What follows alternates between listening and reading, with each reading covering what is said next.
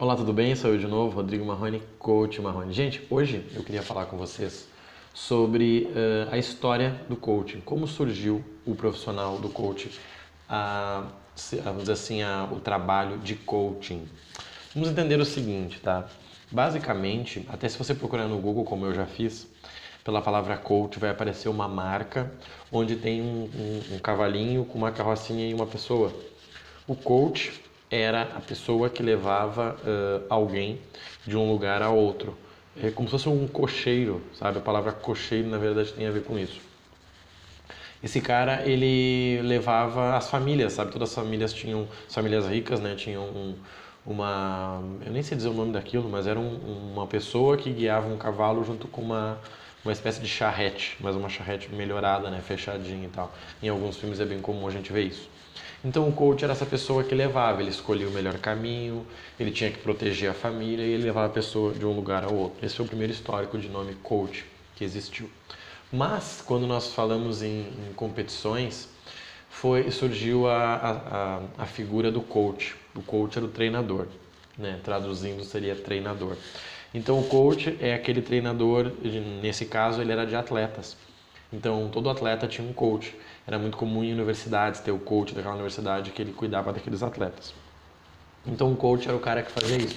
Era o cara que conduzia um atleta até o sucesso. Ele dizia como ele tinha que treinar, dizia muitas vezes o que ele tinha que comer, quanto ele tinha que dormir, o que ele tinha que fazer. Este era o coach, tá?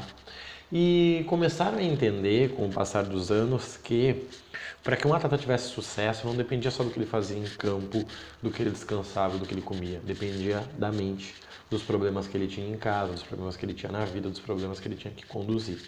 Então começou a colocar um novo profissional para cuidar desse atleta, além desse que treinava ele, e esse novo profissional também foi considerado coach.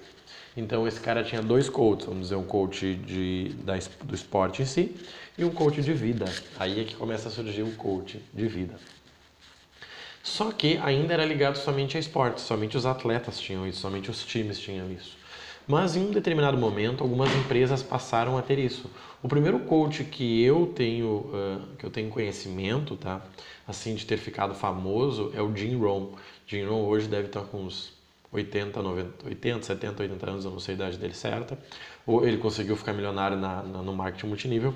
E ele treinou grandes nomes que hoje existem, o Anthony Robbins, o Brandon Curry e tal, alguns caras nesse sentido, e Brandon Burchard, acho que é o nome dele. Então, o trabalho do Jim Rohn era isso, era ajudar essas pessoas a ser melhor. Só que não surgiu a figura do coach, surgiu a figura do mentor, onde o Jim Rohn dizia, olha, você quer emagrecer? Faça isso, isso e isso. Você quer ganhar mais dinheiro? Faça isso, isso e isso. Você quer ter mais sucesso nas finanças? Faça isso, isso e isso. Esse era o papel do mentor, uma questão de mentoria. Até que entendeu, não, mas para aí, o Jim Rohn pode falar sobre alimentação mesmo não sendo um cara da área de alimentação. Com isso ele não é um mentor, com isso ele acaba sendo um coach, aquele cara que vai questionar. Bom, para aí, mas se você corre 4 horas por dia e tem resultado X, o que aconteceria se você corresse 3? E se fosse 2? E se fosse uma? Então esse é o papel do coach, é o cara que questiona para que você tenha os resultados.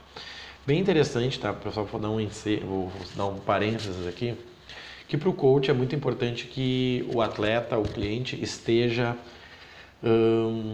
bem disposto a resolver aquele problema. Por quê? O coach não vai dizer assim, o cara diz, olha, meu sonho é trabalhar numa multinacional.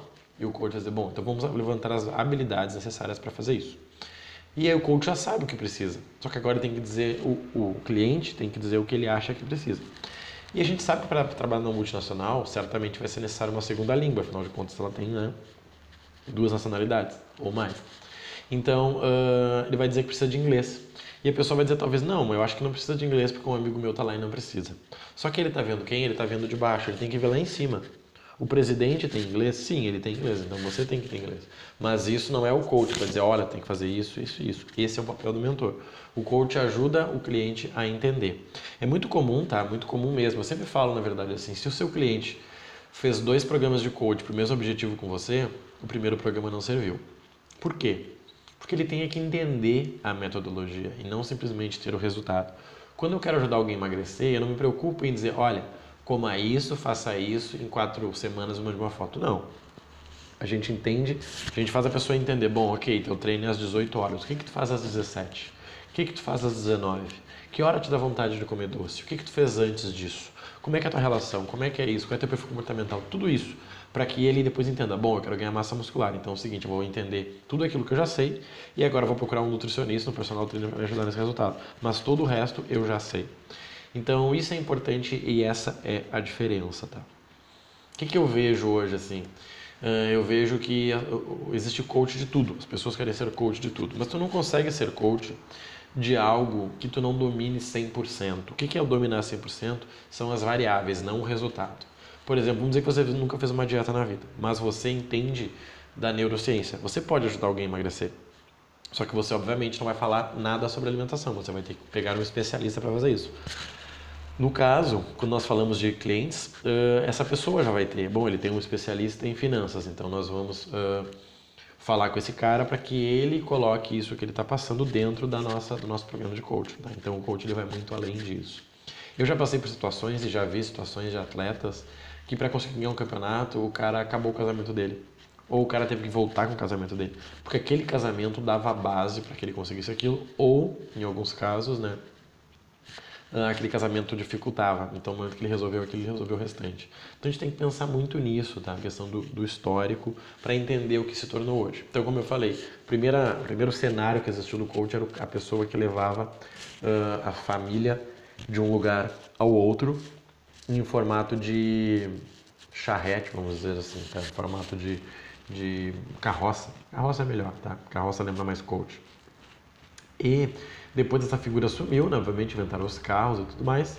Só que ainda, apesar de que o piloto era chamado de chofer, se eu não me engano, né? Não era coach, o piloto do carro, eu digo, né? O motorista. Mas depois veio os atletas, então os atletas começaram a necessitar os coaches. Tanto que existe um livro muito famoso, tá, para você, que é escrito pelo coach do Michael Jordan. Não vou lembrar o nome dele agora, mas ele falava do Michael Jordan, ele definiu as pessoas em 3 níveis, aqueles que buscam o mínimo, os que buscam o máximo, os que buscam o impossível e tal. Então ele fez um trabalho bem legal com isso. E depois entrou a profissão de coach. A profissão de coach, obviamente, ela vem originada da psicologia. Ela vem originada, né, desse trabalho neuromotor, neurociência, né, toda essa parte da neuro, para que você consiga ter resultados com o seu cliente. Então hoje o coach é uma formação onde você aprende muito sobre psicologia, muito sobre administração, muito sobre produtividade, né, e você utiliza isso nos clientes. Eu, por exemplo, na minha formação eu tenho hipnose, porque hipnose é uma ferramenta. Na minha formação eu tenho terapia holística, porque a terapia é uma ferramenta. Talvez você seja psicólogo, talvez você seja gestor de RH, talvez você seja alguma coisa, alguma área nesse sentido, tá? Só pra gente poder entender. Então esse vídeo é só para você entender um pouquinho do histórico, tá?